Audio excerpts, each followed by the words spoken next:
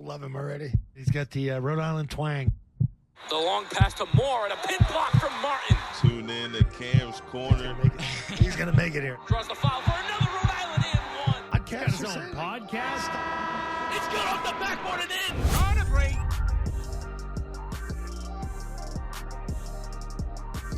All right, we are back, guys. Welcome back to another episode of Cam's Corner, Season 4, Episode 12, Episode 112. Super excited to introduce today's guest, play-by-play broadcaster for the Brooklyn Nets, NBC, the Big Ten, the NFL. Just got done calling 5-on-5 men's and women's Olympic basketball. I mean, the list goes on. Noah Eagle, ladies and gentlemen. Noah, thanks so much for hopping on the podcast, man. Cam, I appreciate it. I Season 4, this is big. I feel like that's when shows really take off. So I feel real good about my spot. And I'm excited to, chat with you here. Yeah, I mean, the tier level of guests just continues to ramp up. And you're a part of that. I'm so blessed and happy to have the people on and talk to. And it's basically for me, when I started, it was, again, basically based out of Rhode Island. I wanted to get in touch with people that, made names for themselves. I wanted to get into broadcasting. And like I told you before we started, Joe Mazzulla was my first guest. So to see where it started, to see how more comfortable I am in front of the camera, and we'll talk, of course, about reps and how that plays into play-by-play and everything you do in sports media. It's been great. So again, happy to have you on. I mean, how do you keep up with all these different gigs? I mean, like I said, there's a plethora of things that happen for you throughout a year. So how do you keep up with all these things? Yeah, I drink heavily. It's really all about time management, Cam. And I think the more you do it, the easier it gets, and kind of how to balance everything and planning ahead and trying to work ahead so that you're not overcrowded in a 2-day span for 2 games or whatever it might be. And so understanding that, for me, I actually have right here, I keep a physical planner. I don't do the phone or tablet or computer, just because when I can see it all directly in front of me, and I'm sure it'd be easier, but there are tendencies of mine to be a dinosaur, and I kind of like that. So I know 2 things. When I write it down, it's going to get in my head. And 2, I can then kind of turn through the pages and really get a good glimpse of what I have ahead.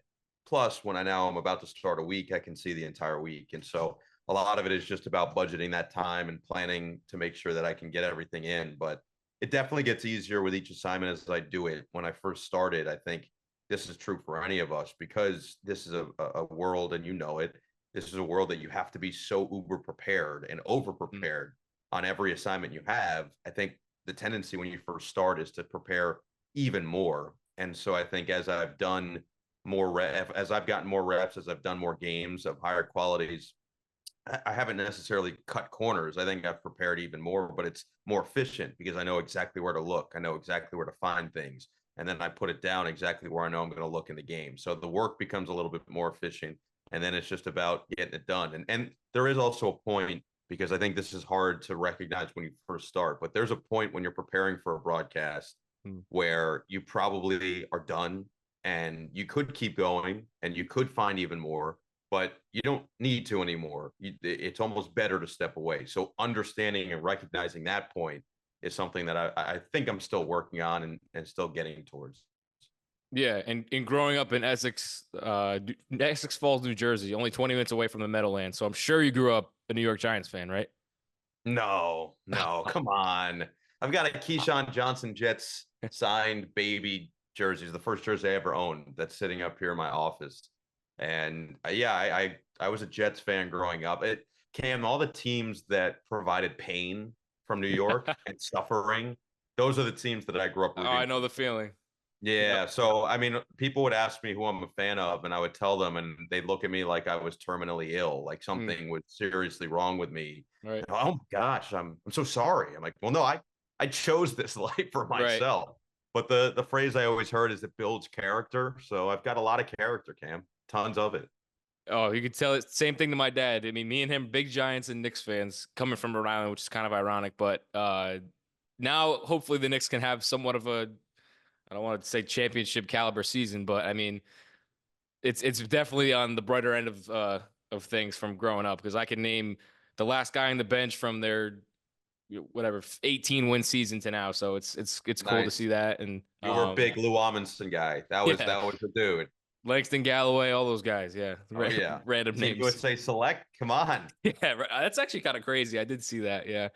But again, obviously your dad, Ian Eagle, is a longtime NBA broadcaster. Um, I mean, right off the bat, what I always ask guests is where their passion for sports stem from. 'Cause again, sports podcast, broadcasters, athletes, coaches, you name it, whoever hops on, like where does that stem from? So for you, obviously looking and watching in your dad's footsteps, I'm sure he had a big part in that. But if like your earliest memory, just run me through like where that passion for just sports in general, not even just broadcasting, but where it all kind of stemmed from. Yeah, no, would it have been crazy if I was like, it actually was all my mom, Yeah, right. 150%. My dad had nothing to do with it. Yeah, I think that just being around it, naturally you gravitate towards it if you have a good relationship with a parent like that. And it definitely permeated in that sense. I think on top of that, to answer the second part of the question, like the earliest memories, I mentioned the Keyshawn Johnson jersey. So going to Jets games as a young kid, going to a lot of Nets games. And there were a couple that really, I think, sparked that next level. I was very young when they went to back-to-back NBA finals, but I got to go to all those games. My dad was working for the team. He just finished up his 30th season with the Nets Wow. organization, which is remarkable. And so my entire life and then some. I'm 27. So he's been working with them since before I was born and has gone all the way through. And so the Nets are really what sparked, I would say, my true passion for sports, and definitely that sport, NBA basketball. And there were games that really hit. I remember the first one that really sticks out was Game 5, Nets Pacers. This is when the series were best of 5. Reggie Miller hits a buzzer beater to send it to overtime. Then he has a dunk to send it right before the buzzer to double overtime. And the Nets would eventually pull away, win the game, win the series, move on. In double overtime, Ron Mercer had a big period, if you will. And there was something about feeling the ground shaking in that game.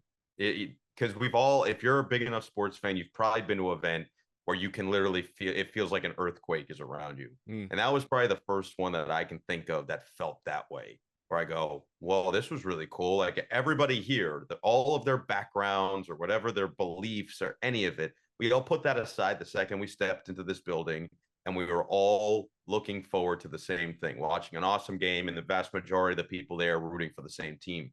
That it stuck with me, that hit me. And so there was something about that that was enchanting, and I really wanted to follow that feeling. I wanted to follow this united aspect that sports brings, and this escape that it has for the rest of people's lives, where for 2.5, 3.5 hours, we can all just enjoy our time and each other's companies and not worry about what else is going on. We can just focus on what's in front of us. So that's the first one that really hits. But there were so many after that. And obviously, the more you grow up, the more you experience both the jubilation and the pain that sports brings, the more of an intoxicating drug that it is. And so I think I fell right into it. I'm going to jump the gun a little bit. Broadcasting in today's day, or even throughout your whole career, do you have a game in mind that takes you back to that first memory, that Pacers Nets game? Yeah, I mean, I think there are definitely a couple, but Yeah. it'd be because of the recency aspect of it this summer doing the Olympics. Mm. I've never felt a crowd like those. So even go back to that Nets Pacers game, even go back to the game 6 between the Clippers and the Jazz for the Clippers to get to their first ever conference finals. And it was the first game since before COVID with a full packed house, and people who worked in that building, Staples Center at the time, at least it was called, people who worked in that building for years said it was the loudest they heard that building since Kobe's last game. It was great. It was incredible in there. But the energy of the Olympics and the aspect of the globalization of the game and the fact that it was US and France for the gold medal, both men and women, yeah, that was different. That was one where I'll never forget the feeling. I'll never forget where I was, all of that stuff. And then the other one that will always stick out is 2 years ago doing Colts at Vikings, largest comeback in NFL history. It happens to be in Minnesota, and the Vikings come back. And if you've never gone to a game in Minneapolis, a football game, and in particular a Vikings game, you don't quite understand. You can't quite grasp the aura that it provides, the skull chants when it gets going. And the cool thing about that game was despite it being 33-0 at halftime and 36-3 in the third quarter in favor of Indianapolis, nobody left. They stayed the entire game. So it was a packed full house for when they came back and eventually won in overtime to win the division. So those are definitely a couple that just kind of stick out right away. But I think the more that you bank and the more that you do, it always brings you back to your childhood and why you fell in love with it. And those memories always seem to flood back. Yeah, I can't wait to dig deep into those memories, all the sports you've been able to call throughout your career. I mean, it all started at Syracuse. And again, your dad, again, played a huge role growing up, listening to him, watching him, following him throughout his journey. Obviously, that's where your passion for broadcasting started, like you mentioned. But Syracuse is where you decided to go to school. So run me through the decision process. I'm sure it was pretty easy because Syracuse, again, one of the greater schools in sports media, but and a lot of historic broadcasters have came from Syracuse. So run me through that. Talk about attending Syracuse and how those programs really pushed you to that next level. Yeah, I would tell you the process wasn't easy for me, the decision process at least. It wasn't simple for me because my parents met there. And I think for anybody who already is planning on following in a parent's footstep, there's a level of trepidation that comes with proceeding in that and how to properly go about it and what the perception is going to look like and all of that stuff. So now double that when it's both your parents go there and you've got one who is very much involved and still is and very much is present in what they sell. And so you see his photos everywhere and his name everywhere and all of that. So there's no real escapability in it altogether. So I think I had to weigh that out. And it was the first visit I went on with my mom, spring break of my junior year of high school. We had a couple visits planned. That was just the first one we went on. And I remember leaving and 15 minutes into the car ride home, she turned to me and she goes, well, what'd you think? What'd you think? You know, she's so excited because she loves that school. And that's where my parents met. I mean, obviously she loves that school. And I had to break it to her in the nicest way possible. But I was like, I don't think I can go to Syracuse. And she's like, oh, really? And I'm like, yeah, I don't know if it's for me. And so we ended up going. We visited a bunch of places around the country.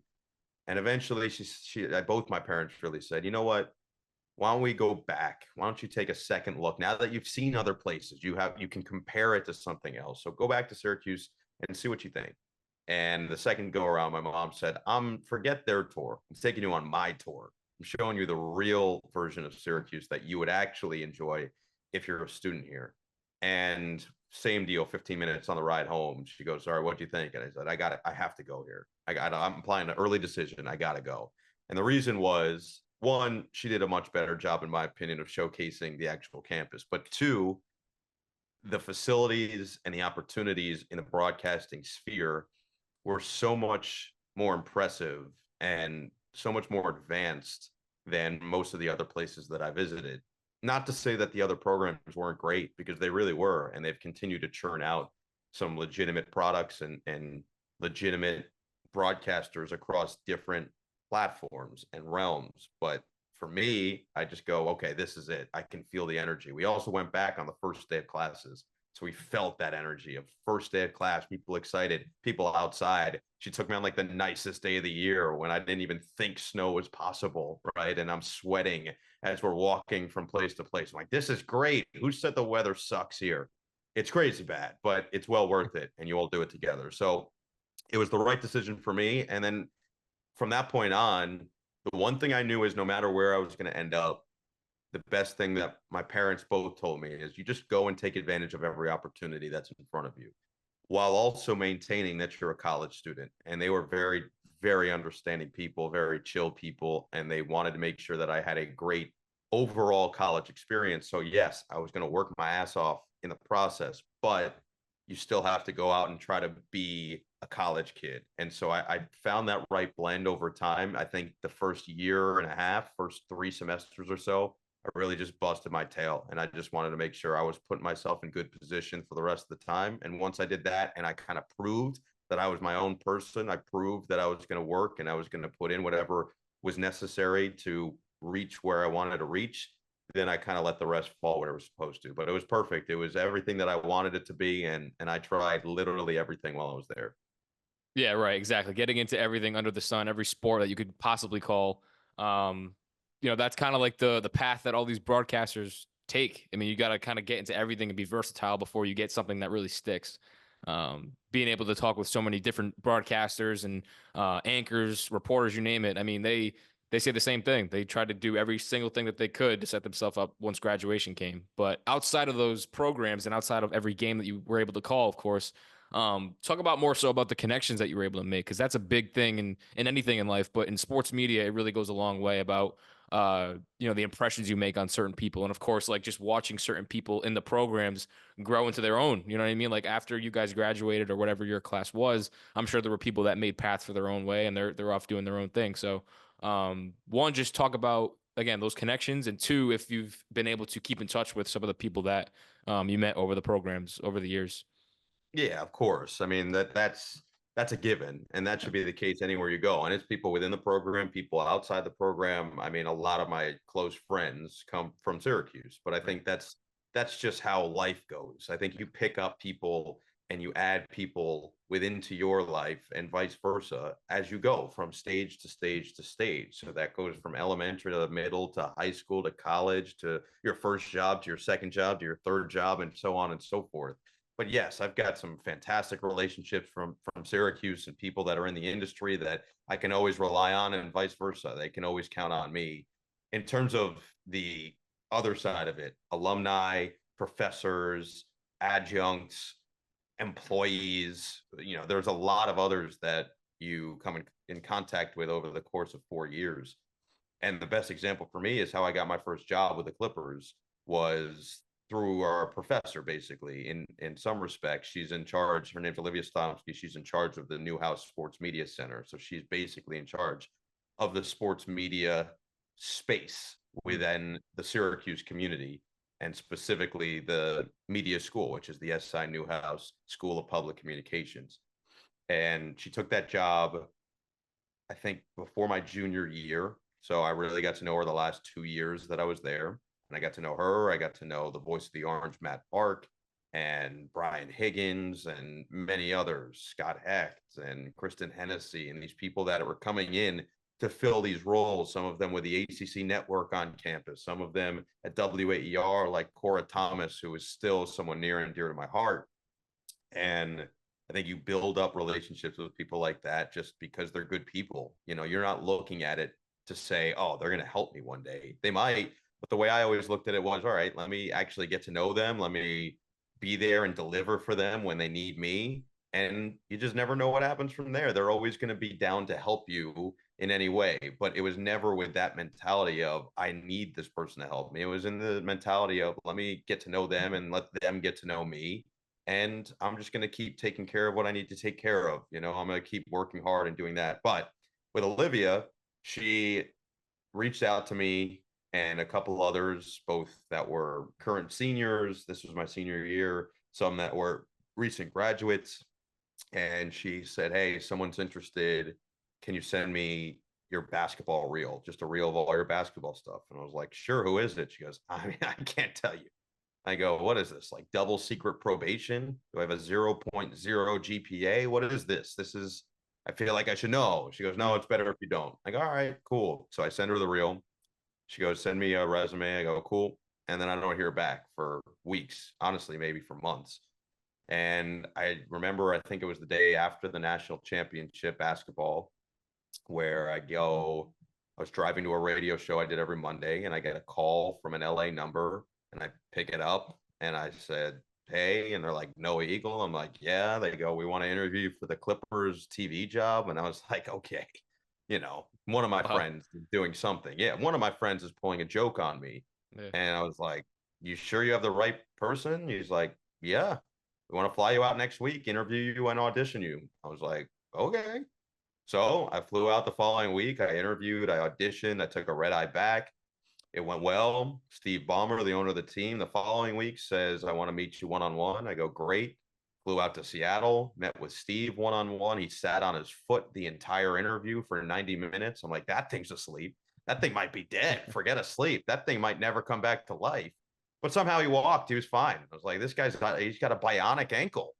But it was great. And it was a nice chat, and just walked in there with the mentality And it's a hard mentality to find, I think. But I also knew that it was the right one for me. My mentality was, if this doesn't work out, it's fine. Like I'm about to, I haven't even graduated yet, and I'm just getting an opportunity to interview. Like that's amazing. So let me just go and not really care and just, be myself and not hold anything back and just be confident in who I am and see what happens. And so that's what I did. People always ask me, were you nervous? I'm like, no, because I didn't really expect anything. I just went in there and walked in and was just myself. And obviously ended up working out. I told Steve at the end of it, if you give me the job, the Clippers will be my life. And he said, good to know. And then we parted ways. I flew back on another red eye. I graduated maybe 2 weeks later.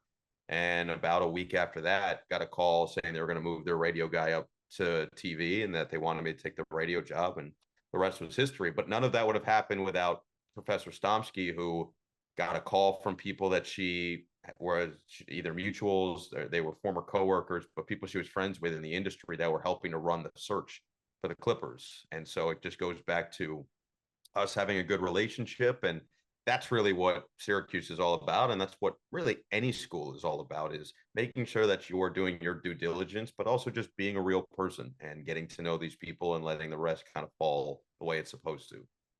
Yeah, that's amazing. I mean, my goal is for sure going to be the NBA. It is the NBA, and I know it will happen in due time. But I mean, one of my favorite questions to ask, like I said, athletes, coaches, whoever, especially if they work in the NBA, because I'm a big basketball fan at heart. That's like my favorite sport to watch. Grew up on it, and like your welcome to the NBA moment, your first time on air, or even like a different time on air where you were like, all right, this is the NBA. This isn't Syracuse. I mean, Syracuse is great, but this is like the big leagues. Like I'm here calling professional basketball. Yeah, I mean, my timing was impeccable getting to the Clippers, because I got there in the summer of 2019, which was the summer that they acquired Kawhi Leonard and Paul George. So the feeling going into the season was they were the title favorite. If you go back to it, they had just come off a 48-win season. They had taken Golden State to 6 games without a real superstar on the team. Now, they did have a rookie, Shea Gilgeous-Alexander, but nobody at the time thought he was going to be a guy who was averaging 30 points per game. They thought he was going to be an all-star. And you ask anybody in the Clippers, even before I got there, they were telling people this kid's going to be an all-star. So they were trying to do everything they could to keep him, but unfortunately for them, they obviously could not. And they to lure Kawhi, everybody says the Paul George trade was insane. Kawhi Leonard wasn't going to come unless they got Paul George. Pretty simple. And so they had to do it. I get it. All that to say, they were a 48-win team. They retained the majority of that nucleus with Patrick Beverley, with Lou Williams, with Montrezl Harrell, and Landry Shamet was coming off a huge rookie year. Like there was this level of excitement that they believed that they were the title favorites, adding those two guys. And everybody, I think, agreed and concurred. And then you had the Lakers, who acquired Anthony Davis that same summer. And now you've got LeBron and AD. And so it was this incredible energy of basketball in Los Angeles. And for the first time, it felt like the Clippers and the Lakers were good at the same time. And finally, they can battle it out, because when Lob City was going on, the Lakers were brutal. And before that, obviously, the Clippers were brutal. And so they never matched up. So it was already just an electric feel. And then the first assignment I had was to go to training camp with the team and do preseason in Hawaii, which they told me, and I go, yeah, that's not going to work for me. I'm gonna pass on that. No, I was thrilled. I'm like, oh yeah, let's go. Free trip to Hawaii. Come on, man. I was already cool enough to just do the games. I would have done them from a dungeon. Are you serious? Yeah, I'm all set. No, that's crazy. Yeah, sorry guys, I'm good. I'm gonna pass on that. No, it was great. So the first game I called was against the Rockets, and the difference, I would say, already was apparent. Now this was the extreme, but I'm pretty sure that there were more free throws in that game than any game I've ever called. And I was doing, for the first time ever, the radio broadcast by myself. I had no analyst for all 4 years that I was with the Clippers, but this was the first time that I was ever doing it. And when you have a ton of free throws, that means you have a ton of airtime that you have to fill and figure out how to be entertaining and engaging and all of that. So that was the first kind of, okay, this is going to be a little different. But that opening day of the regular season, and I think it was October 22nd, 2019, it was either the 20th or the 22nd, and it was Clippers-Lakers. It was Kawhi's first ever game in a Clipper uniform. PG was still recovering from shoulder surgery. and it was an absolute battle of a game. And the Clippers end up winning the game.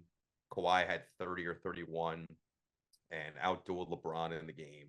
And then we went from there to Golden State to face off against a Warriors team that at that time was coming off this dynasty. Now they had lost Kevin Durant, who was out anyway with the Achilles, but they didn't have Clay because he was out with the ACL. But they still had Steph and Draymond, and they had D'Angelo Russell at the time, and it was their first game at the brand new Chase Center. So this is brand new. Obviously, it's massive for everybody, and the Clippers absolutely spanked them in that game. I mean, Patrick, that's the famous video with Patrick Beverly going, "Hey, wait, where you going? Where you going?" And that was my first ever real road game in the NBA. And so for those to be the first two games, I go, "Oh, this is amazing."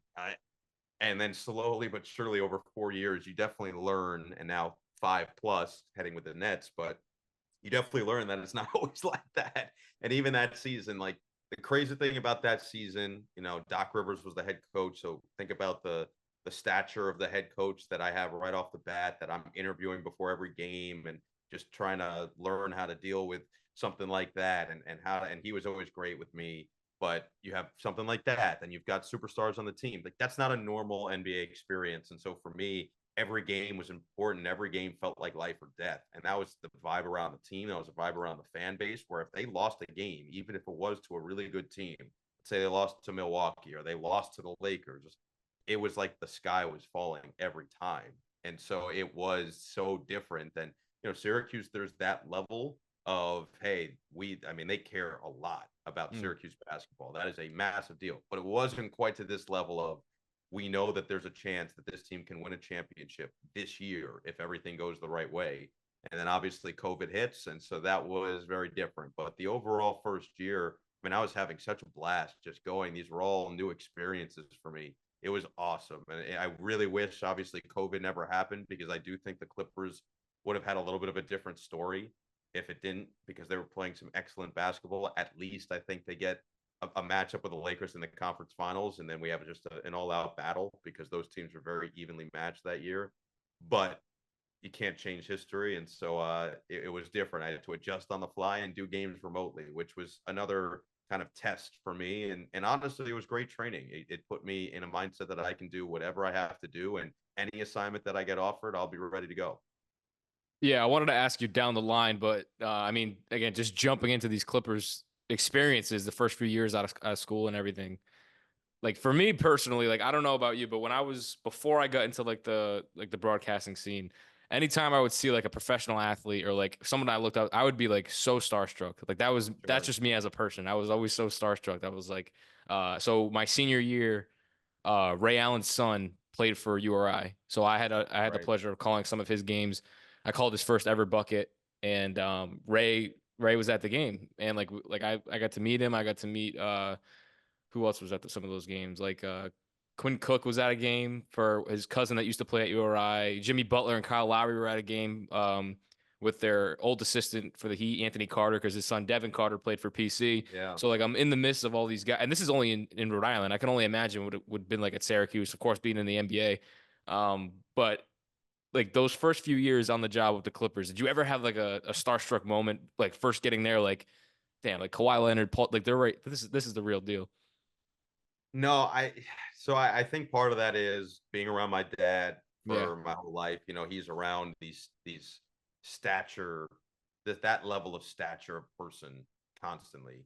Mm. And so I was the same way, where I would see these people and it was just another person.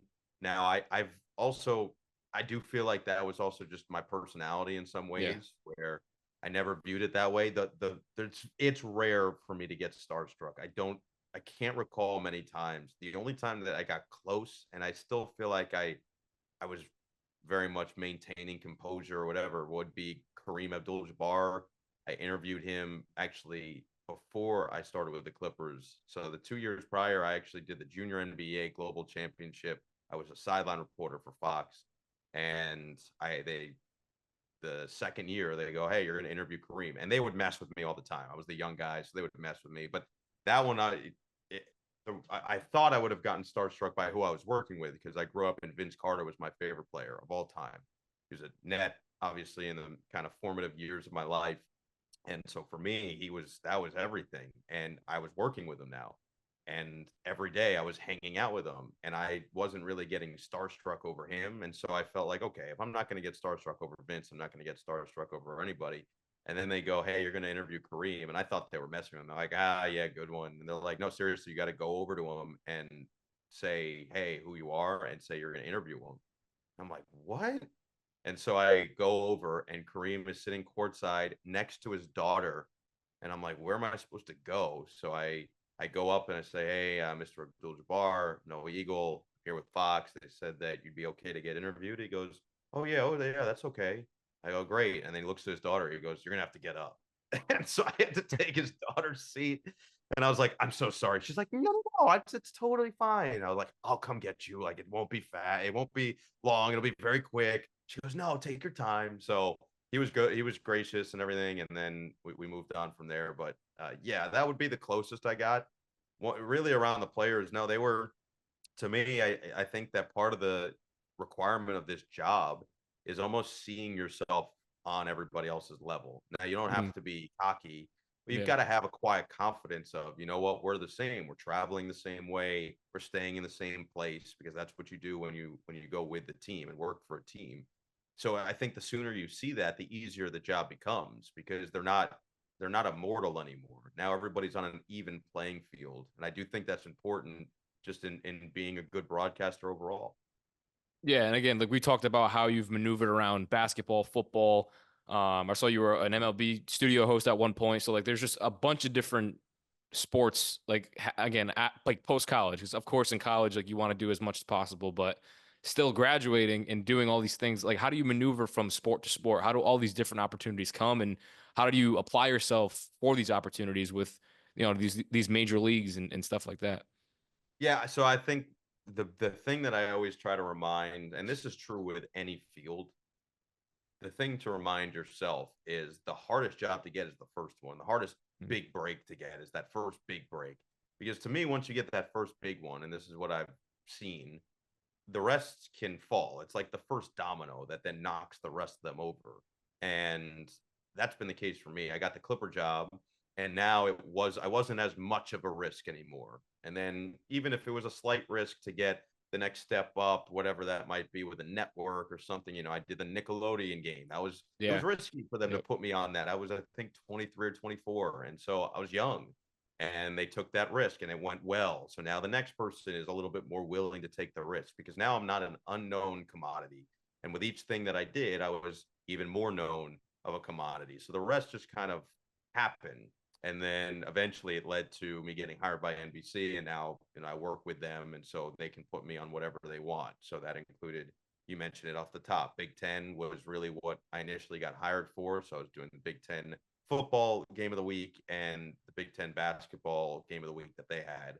And then they had a couple extra NFL games. They said, hey, let's put them on the NFL. And then they had the French Open this year. They said, let's put them on the French Open. And then the Olympics. They go, let's put them on the Olympics. And so now I'm within the family. They can do whatever they want, and they can ask me to do whatever they want, and I'll be here for them. I'm here to deliver. So a lot of it just comes down to, when you do get that big first thing, just do good work and be a good person, and keep building friendships more than networking, which is the word I hate, because I just think it has that negative connotation to it. I think if you just build real, genuine relationships with people and you do really good work, then the rest always finds it for you. It's that energy that attracts you. So you got that Clippers job in 2019, correct? After graduating? Yes. And from that point, obviously, again, we said all the plethora of sports, but how do you keep a tape fresh when you're only focusing on one thing? So from 2019, I think, to like 2021, maybe it was just all strictly Clippers, right? Somewhat. I was doing Tennis Channel. I've worked with Tennis Channel since 2019. They're out in Mhm. LA, and so it was almost too easy. They offered me a job before the Clippers ever did. Mhm. So they were the first people to offer me a job, and I didn't think I was gonna actually get to do it, because I figured I was just gonna be moving to New York, and I was gonna be trying to find work out here. And obviously the Clippers come calling, and now I'm moving to LA, and it completely changes the outlook for the tennis world. And so I get to do both. But yeah, I think I, the best thing that I remember from college is a lot of kids were so focused before going into a game saying, I need to get a good stretch for my tape. And it's the worst thing you can do going into a game. The way that I always view it and always did, and this was something my dad really hammered into my head, was don't worry about the tape. Worry about doing good work, and the tape takes care of itself. And so even if to answer your question, to say, hey, how do you keep it fresh? No, it's not even keeping it fresh. It's how do I just keep getting better every single time I'm on the air? And so even if you're doing one thing, how are you improving? Even if it's 1%, the second that you're done improving is the second you're done altogether. Nobody's a finished product. I don't care how many games you've banked. I don't care how many years you've been doing this. I don't care what level of event you're doing. You can get better. I mean, that's how all the athletes we cover think about it. That's how Kobe Bryant's mentality was, Michael Jordan, LeBron James. These guys who are at the top of their field, they always find at least one little thing that they can work on in the offseason, or one little thing that they're working on in practice, or one thing they want to work on over the course of the season. Why can't we do the same exact thing? And so I don't really look at it as, hey, we've got to freshen up this tape. I look at it as, how can I continue to sharpen my skills? Yeah, so it wasn't more so about like again, not having called football since college. It was more so just like the quality of whatever sport you were calling. That's kind of how you got those. Yeah. So Correct. I figured like my mindset was always like they want to see you kind of doing every sport, but now that you say that, it kind of makes it a little bit easier to understand how like these types of things came your way, because like your dad said, great advice, not only just focusing on like a stretch of a game, but just the game itself in general will have the tape kind of come to itself, which is pretty cool to hear. And like you mentioned, the Nickelodeon game came about. I was gonna say that was for the Super Bowl last year, right? So we've done 5 of them now, but yes, we did the Super Bowl last year. That was your first one. Was that your first one? No, I've done all 5. Okay, Yeah. so yeah, not with Chris Collinsworth, but with SpongeBob and Patrick, right? Yeah.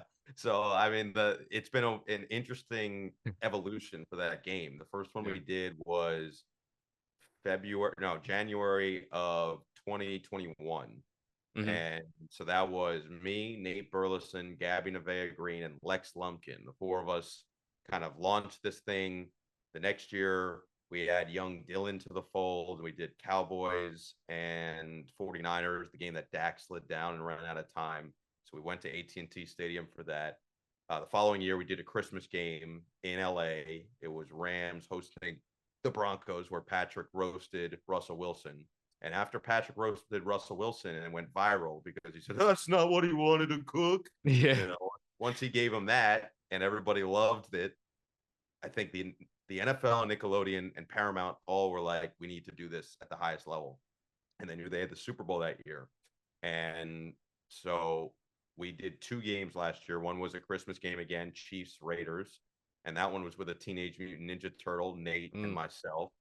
And then we did the Super Bowl, where it was me, Nate, SpongeBob, Patrick, young Dylan, and Dylan Schefter all doing the game. And we had Adam Schefter sitting with us in the booth as we're calling the game on his phone, furiously texting people and taking calls. And I'm like, dude, I'm trying to call a game in Bikini Bottom, and you want to figure out if Drake Greenlaw's torn his Achilles.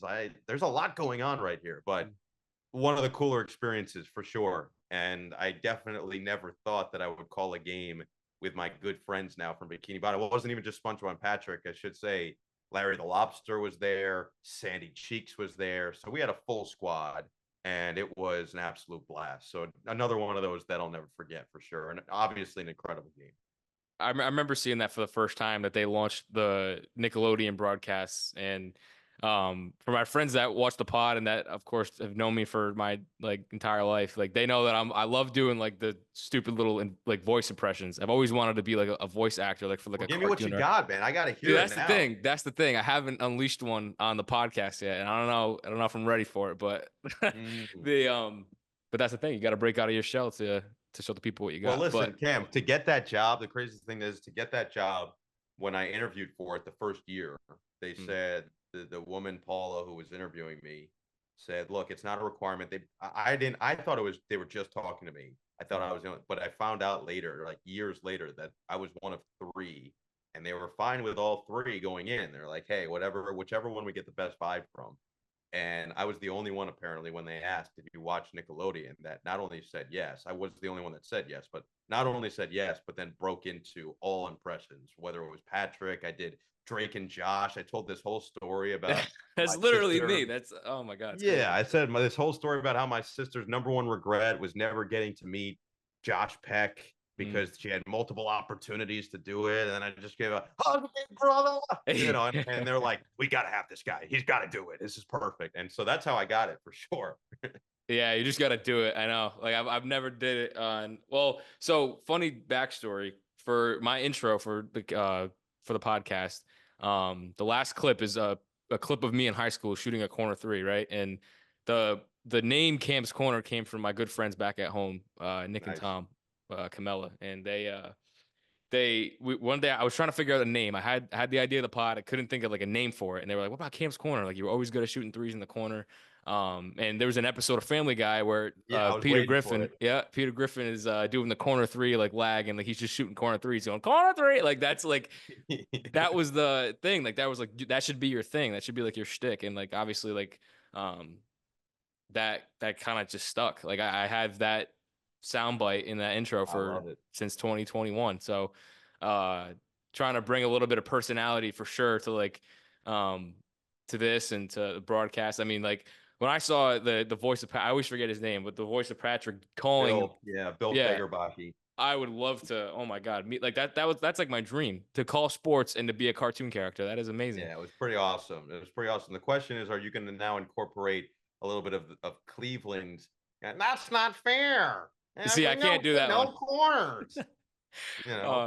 I love doing Joe. He's like, no, they did Bo Jackson. It was a football one too. Switch your guy, Quagmire. Switch your guy, and like he's Bo Jackson just running around the field. Oh my God, yeah, like that's the best. That's amazing. I love that. But I mean, no, I could keep you here all day talking about everything that you've gone through. But I did want to cap off, of course, with the most recent thing with the Olympics. Being able to call games alongside Dwyane Wade in Paris. I mean, it's like a once in a lifetime opportunity. And like you said, those crowds are like probably the biggest crowds, the most electrifying crowds you've been in. But you correct me if I'm wrong. In 2020, I want to say 1 or 22, you called 3-on-3 men's and women's basketball too, correct? 21, yeah, that's correct. Yeah, so that was your first Olympic experience. But how does that differ from the first time to now? And like just talk about how you got that experience and opportunity. Yeah, major difference. I think the first and the most obvious one is 2021 was COVID. So one, there were no fans there. And two, I didn't get to go. I was doing it in Connecticut. I was doing it all remote. So now transfer over to 2024. I'm in Paris, although the first week we were in Lille, which actually ended up being an exceptional environment. It was probably about twice the amount of fans were allowed in there. I think they had 30,000 fans in the first week and somewhere around 16,000 in the second week. It was somewhere like that. But it was incredibly loud. They were incredibly engaged. People were willing to travel extra lengths to get to these games. And I'll never forget the first day. So Dwyane had never really called a game before, ever. And I think the closest thing he had to calling a game, he did the Rising Stars Challenge a couple of years ago. That's not real analyst work or play-by-play work. That's, messing around, having fun, just joking around, which I think is important. It's something that Dwyane and I did a lot of, but we also got down to the nitty-gritty when it was time for it. But day one, we had 2 games that day. We had doubleheader. First game was France against Brazil, which is, you're saying, all right, let's see how this all goes. But it's a French crowd for a French team that has dreams and beliefs that they are going to win a gold medal or at least compete for one. And the first player out an hour before tip-off. It's a full hour before tip-off. At an NBA game, the arena is maybe 10% full, maybe 15. If it's Steph Curry, you could say they're 25%. This place was 95% full an hour before tip-off. And the first person to run out of the locker room area is Victor Wembanyama. He gets a major applause. He just basically sucks a ball up with his left hand off the ground, jogs up to midcourt, flings a half court shot, nothing but net. With one That's hand? the loudest, literally perfect, went in. Oh my God. First shot an hour before, literally like the most casual thing you've ever seen. And Dwyane hadn't seen him in person yet. And he goes, "What the hell was that?" I go, "Oh, just wait. Just wait, brother. Just wait." And the crowd was crazy. And I would say every game of a French team we did, because you mentioned I did men and women. And this was true, I think, across all sports there, but definitely just from my experience in the basketball. I try every now and then to really, because a lot of times once you get into the broadcast, you're so entrenched in it that you're not even really aware of what's happening around you. You're just so engrossed in what's in front of you. And so I do try to at least take a moment to appreciate the surrounding.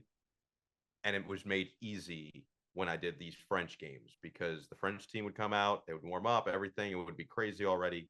And then they'd line up for the national anthem and they didn't have a singer. They would just play the instrumental of the national anthem, and every single person in there was belting it, absolutely belting it. And by the way, it was putting ours to shame. When it was U.S. and France, like the U.S., you could hear a pin drop basically. France, it was insanely loud, understandably so. And so then that provides you so much energy going to a game. I know I saw someone sent me a tweet that someone tweeted out, I think during the men's gold medal game. The first couple minutes, the first 2 minutes of that game, one, it was so loud in there and it was so energizing in there that it's impossible not to fall into that and not to get caught up in that to a certain degree. But two, it was this fast paced, both teams were scoring, both teams were starting out fast and physical, whatever. So you hear it sounds like I'm in the fourth quarter of a game. We're just starting.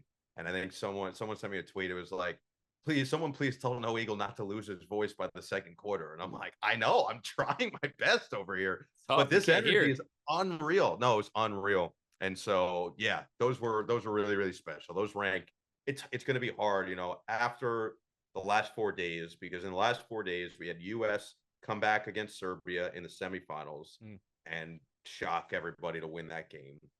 We had the men beat France in the gold medal game, and then we had the women literally by inches beat the French women's team in their gold medal game, all within a 4-day span. And so after those days were done, I talked to my dad on the phone, and he said the same thing he said to me after the Vikings Colts game. That was the comeback that I was talking about earlier. He said, "You could call basketball for 40 more years after this, and you'll never get 3 games like that ever again." He goes, "So hope you enjoyed them." I'm like, "Yeah, thanks, Dad. Appreciate it. Really gives me solace for the future." But he's right. And not to say I'm not going to do some more incredible games. I think I will for the rest of my career. And that's the hope. That's what we all want. But those games were with the stakes, with everything going into them, with the environment, with the celebrities, with just all of the factors that went into it. And the guys who were on the court in particular, the fact that LeBron, Steph, and KD are playing together, the fact that it was Diana Taurasi's final Olympics, and all of these other things that kind of came together. Yeah, it's going to be hard to top those. So I'm still basking in it all these months later after the fact, and I don't think that's going to go away for a while. Yeah, and I know you said like you've never really had like a starstruck type of moment because again, growing up with your dad and being around that, kind of like groomed you for the future. But to be able to sit courtside with a Hall of Famer, to watch future Hall of Famers, I mean, like you just mentioned, LeBron, KD, and Steph on the floor for a whole stretch in the Olympics. I mean, that's pretty surreal to be able to be a part of. I mean, did that ever hit you this is incredible. This is my job and I get to be a part of all this. Well, that all the time. I think after the fact, you always have a reflection of, okay, that was pretty sweet. Yeah. This is pretty cool. But Dwyane is such a normal guy when you're around him that you don't even, I guess it would hit where we would walk out, like I remember there was one day, I think we went to dinner after and we're walking on the street and like Derek White is just walking along on the other side and nobody is going up to him or anything. Nobody is flooding him for pictures. And Dwyane takes one step outside and it's like a full group of people are there. People were lining up in our hotel lobby waiting for him for photos, for autographs, for him to sign a jersey that they literally bought that morning. it was crazy. So that part of it kind of gave you the perspective. But no, when I was doing it with him, I was more so focused on making him as comfortable as possible because he had never done it. And he didn't need my help all that much. He was real good, real quick. So yeah, we just had a good time. The way we looked at it and the way I hope every broadcaster looks at it is it's us just hanging out, watching ball and talking about it. And hopefully most of the people that watch felt that because that was what we were going for. Yeah, and being so sharp on air, I mean, and for me, to look up to people like yourself and all the broadcasters and anchors, reporters that I've been able to have on, I look at myself like I'm very, very particular on how I do stuff, and I'm like, oh, I could have did that better, I could have did that better. But if I send it to somebody or somebody to look at, they're like, oh, that wasn't too bad. But here's like constructive criticism, right? Yeah. But I'm very, very hard on myself as a professional. We talked about your entire career as a whole. Your most like royal mess up. Can you bring me back to the first time like you like completely messed something up on the air, if it did happen? But just run me through that, and then like just coming to the present day on how much you've grown since that point. Yeah, I mean, I remember that pretty well. My first year with the Clippers, it was, I think that first year in the NBA, and my replacement with the Clippers, Carlo Jimenez, who's an Yeah. outstanding broadcaster and has built a great brand for himself and is awesome. He's an awesome guy, awesome person. He's only going to keep getting better. But we were talking towards the end of the season, and he reached out and said that he felt what I'm about to describe, which is when you go from college, this is one of the main differences as well. Even let's say you do all the games, and Carlo did almost every game at USC. I didn't because there were so many people at Syracuse you want to divvy up and make sure you're sharing. But even if you do every game, there's about 30, 35 in a college season. There's 82 in an NBA season, plus preseason, plus postseason. So the wear and tear of, because in a college season, you have 2 games per week, usually Tuesday, Saturday, let's say. And that's what you got. And so you've got all that ample time in between to prepare. In a NBA season, you've got 3, 4, maybe even 5 games in a week. There were times with the Clippers where they'd have 4 games in 5 days. They'd have back to back, 1 day off, back to back. So you've got to do that. You've got to bring up the energy. You've got to prepare ahead of time. You've got to do all the stuff that's required of you. And you've got to sustain that for 82 games plus the pre and postseason. And so my first year, I think that did hit right before All-Star break because at that point we'd gone nonstop essentially from when I left for training camp October 1st all the way until 3rd week of February. And so this was literally, and when I say the last game, I mean the last game in the NBA before All-Star break. It was Clippers at Celtics, and it was an awesome, awesome game. Honestly, every Clippers Celtics game that I did that year, and honestly, my whole 4 years, they were pretty much all outstanding games. And that one in particular, I'm pretty sure went to overtime because we thought the Clippers were going to win. It might have gone to double overtime, actually. We thought the Clippers were going to win on a Lou Williams 4-point play. They didn't. I think they called it 3.